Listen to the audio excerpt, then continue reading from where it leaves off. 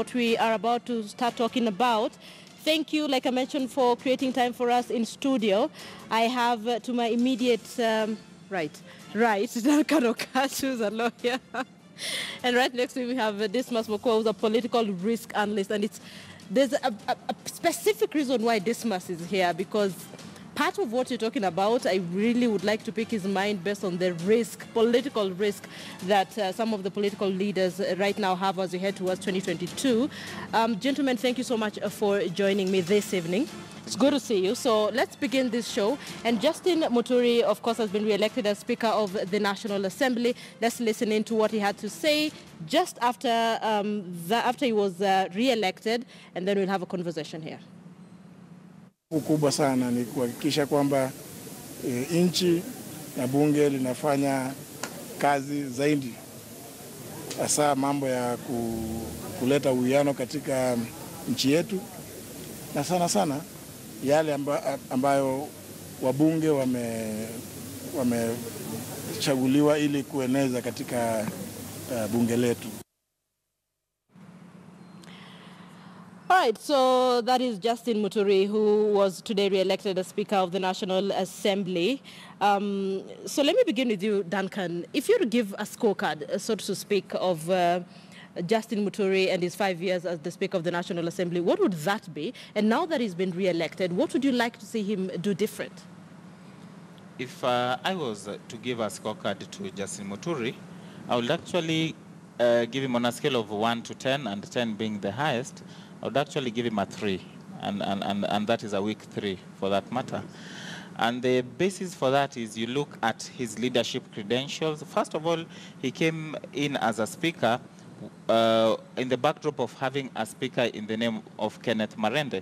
And you'll notice that Kenneth Marende actually scaled put the scales so high that you would have expected Justin Muturi, if at all, and in the least, to actually just maintain that particular scale. But unfortunately, and as it was expected, it wasn't a surprise, he actually lived to the bidding. He has actually scaled the scales of parliament to the lowest. Actually, if you look at that parliament, that is the 11th parliament, you'll notice that it became akin to the so-called county councils. You actually notice that when they were actually as councillors, you notice that they used to fight, they used to abuse each other. There was no decorum. Parliament was reduced to that level where bickering was clear. People fought, people poured mineral water on each other. People actually... Is there anything positive that he did in the 5 years, according to you? My memory is so good, I don't see anything positive. Dismas? Well, it depends on what you are looking at. If you are looking at Justin Muturi in the context of an American democracy, then he scores an A. Because in an American sort of democracy, the Speaker of the National Assembly or the Speaker of the Senate is expected to go with the agenda as set by his political party. So for Justin Muturi, he behaved more like an activist of Jubilee. And whatever President Kenyatta wanted him to do, he ran with it.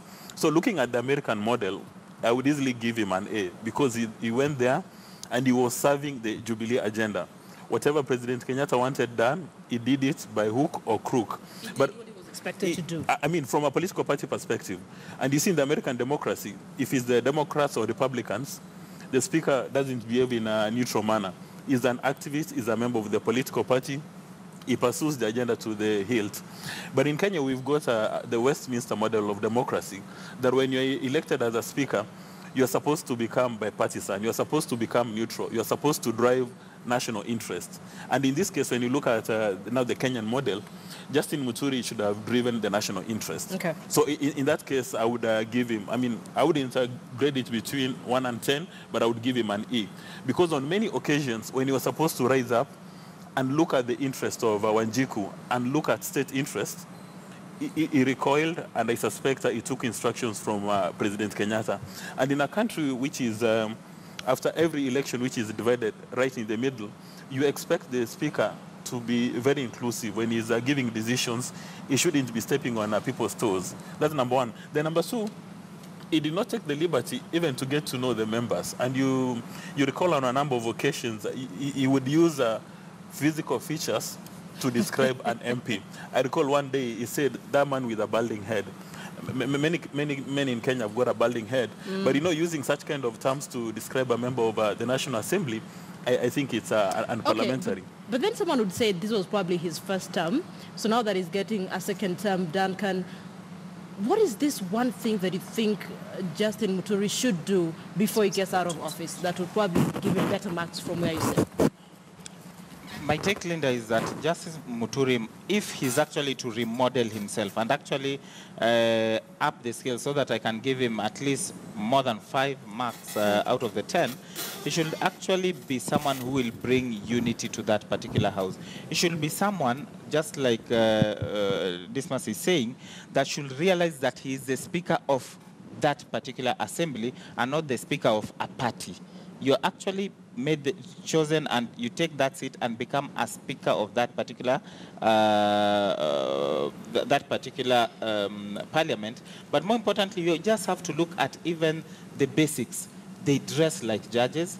They present themselves like judges. They actually make decisions which they make judiciously. That means they should be neutral umpires, and they actually gain respect, not even from us. They start gaining respect from that house, and that is why I actually compared him to Marende. And you notice that Marende made decisions which even were perceived to be against ODM, which actually pushed his candidature so much, and we actually said we have a Solomon in Kenya. That is actually what we would expect from this particular arm. And remember, it's a very strong arm of government. And if we have a weak person or a person who is actually swayed to the other way, then the work of Parliament, which is principally to check the executive, fails from the word go.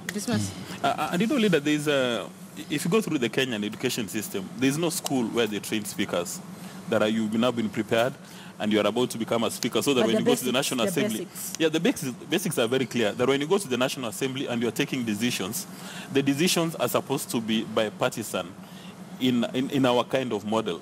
If there's somebody from Jubilee who wants to speak, in as much as you are largely elected by Jubilee members, give them a chance to speak, and also give the guys from CORD or NASA the opportunity to speak. And at the end of the day, you've got all the standing orders, you've got the Constitution, but you're making a ruling, make sure it serves the public interest. Make sure it serves the Wanjiko's interest. But most of the time for Justin Muturi, I suspect wherever he took a decision, he would ask himself, what serves the interest of Jubilee? And not even Jubilee, what serves the interest of President Kenyatta? That's what he was working on. So that if a member, say, from CORD comes up with an exciting motion or a piece of legislation or a wonderful contribution, if Justin Muturi suspects that President Kenyatta is not going to be happy, it will not have the time of day. Okay. So let me introduce Javas Bigambo, who's a political analyst as well, who's just joined us right now. Javas, from where you sit, are we likely to see anything different in the next 5 years with Justin Muturi? Well, it would be surprising if at all there'll be something very different because of a number of issues. One, for somebody to rise to the position or to be voted for as speaker, such an individual must be sponsored by a political party, which means that the primary interest of that party is to make sure that they have an individual who furthers their interests. But to add on to that, the challenge then on the shoulders of such individual who is voted as speaker, say Honorable Muturi now having retained his position as speaker, is that he needs to balance various interests. One, yes, there is the sponsoring party.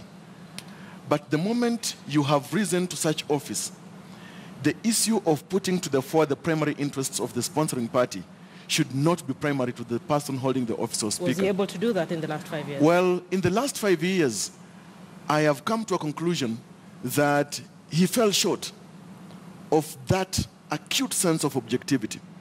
It was deemed by many an observer that Honorable Muturi, to a very great extent, seemed to be inclined many times in favor of the ruling party. And also beyond the positions of the House, handling positions or matters on the floor of the House, when he was outrightly, he was advancing the interests of the Jubilee Party. And yet when you come to the House, you're supposed to be seen or deemed as the objective neutral arbiter of the matters of the House. So those issues are there, the playing of the politics, Because look at the fate of the immediate former Speaker of the Senate. Former Speaker Ekwe has suffered the greater challenge, and in fact, tonight, the wet blanket has hit him so hard for a number of reasons. One, and everybody saw this, that he seemed to be a bit coy in the run-up to the election and wanted, say, to be an impresario for both the NASA coalition and the Jubilee Party, so that whichever party would clinch power, then such members of that party would possibly retain him. So in other words, Justin Muturi knows exactly what he's doing. Well, you see, Justin Muturi is a fox. Okay, listen. First of all, so we're all in agreement. Justin Muturi, the last 5 years, didn't perform as you all expected, right? No.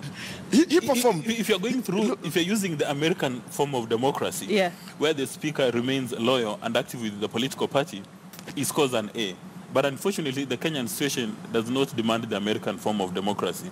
Then we borrowed heavily from the British model of democracy. Why are we using a marking scheme that we are sure is already wrong? Let's use the marking scheme of our constitution and our democracy.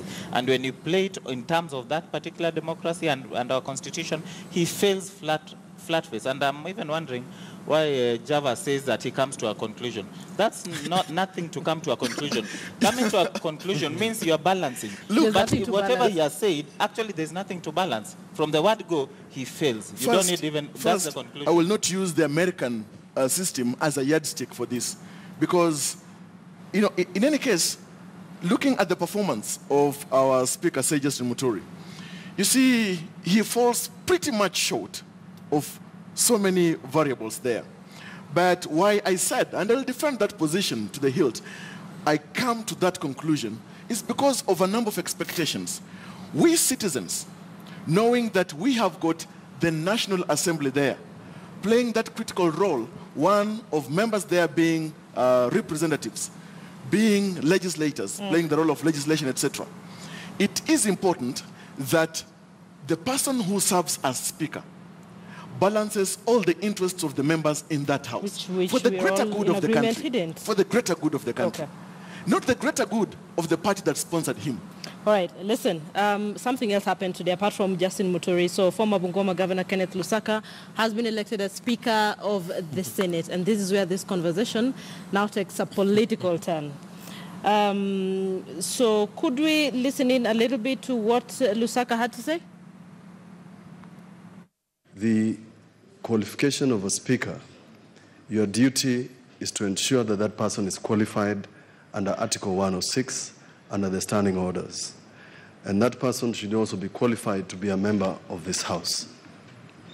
What my concern is, Chair, is that this House discussed one of the candidates at great length and passed a resolution concerning that person and their work as governor of Bungoma County. For the record, Mr. Speaker, I'm holding the report of the Standing Committee of Finance and Budget tabled in this House on 5th of April 2017.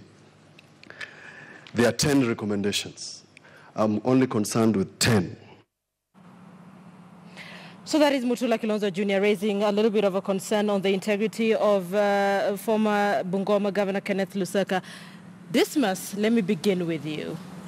What are your thoughts about the fact that Kenneth Lusaka is now going to be the Speaker of the Senate and the allegations that have been leveled against him in terms of corruption allegations and what Mutula Kilonzo Jr. is saying today? Well, because now we're using Britain as our... So now you moved from US to Britain. Models of how speakers behave. Yeah. Muturi decided to go with the American democracy, and his masters are happy. And right now he's gotten a new limousine. He's gotten another 5 years. But now if you go to the American sort of democracy, Ken Lusaka would have not been given this position. His name should have not even been forwarded to the National Assembly, because we've got a Chapter 6 in Kenya on integrity, which was mutilated by the Leadership and Integrity Act, which lowered the bar. And it's assumed when the framers of the Constitution gave us Chapter 6 that if you are suspected of having engaged in mischief, you do not run for public office. But then that was going to knock out a lot of people. You do not need to be proven guilty, because I can come and steal your cow and I cover all the tracks, and you don't catch me as a thief. It doesn't mean that I'm not stolen. I can cover my fingerprints. I can, you know, China used to train clever thieves, so you go steal and nobody ever catches you. Now, aspersions have been raised on his leadership in Bungoma, and there are so many, the Auditor General reports, what Mutula Kilonzo Jr. was reading. You even remember the carcinogenic wheelbarrows. So there are so many allegations.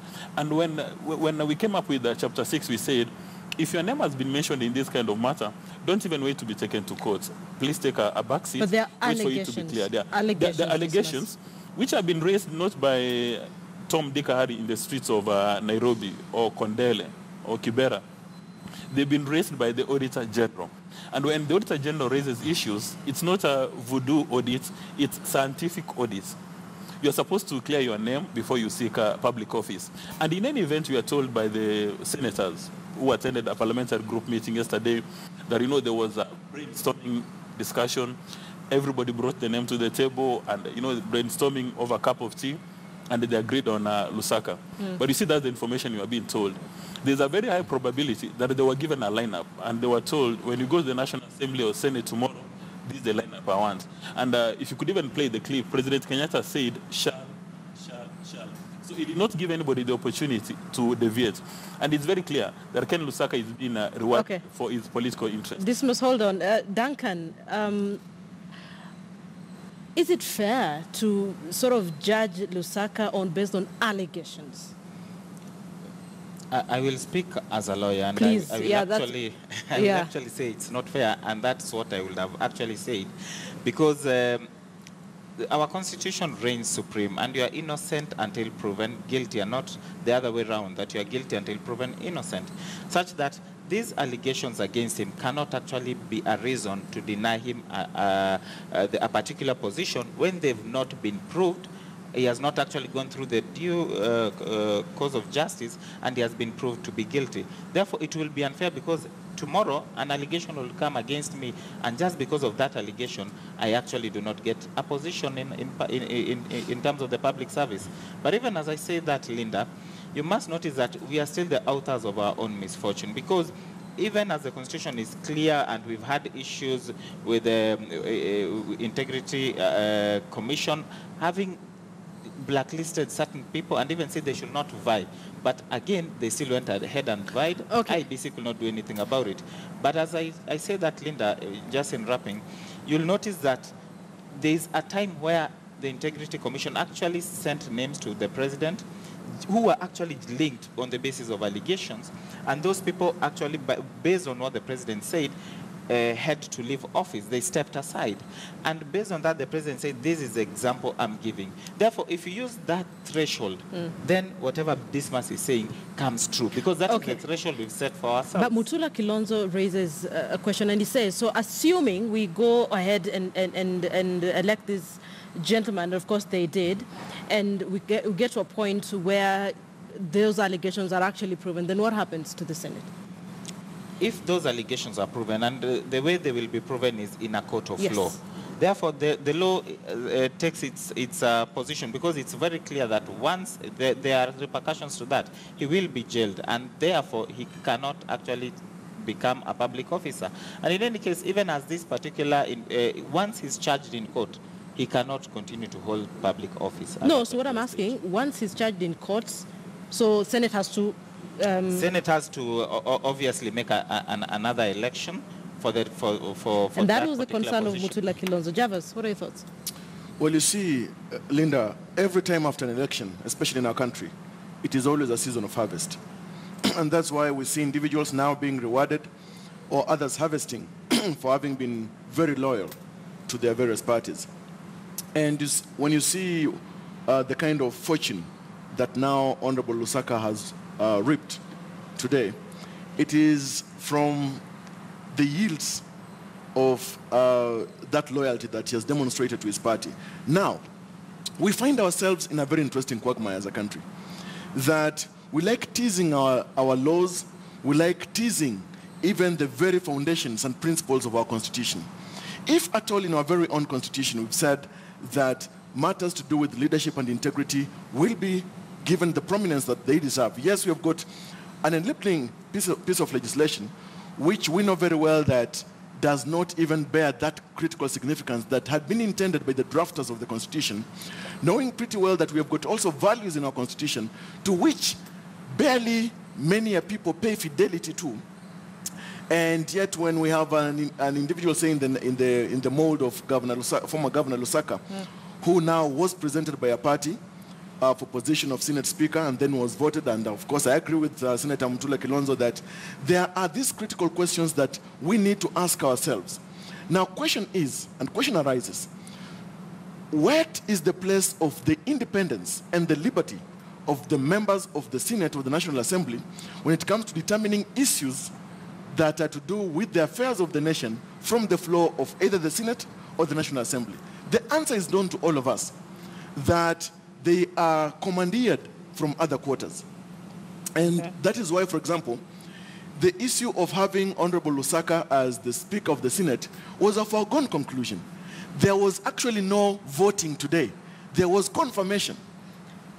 All right, so there was confirmation, and this is where you come in. And I specifically said I'd need you. But let me take a break first for a few minutes, and then I'll pick your mind on the risk that Lusaka may have taken during campaign, during the elections, and why he's where he is right now. So you're watching Kivumbi 2017. Thank you for staying with us. Allow me to take a short breather. We'll be back.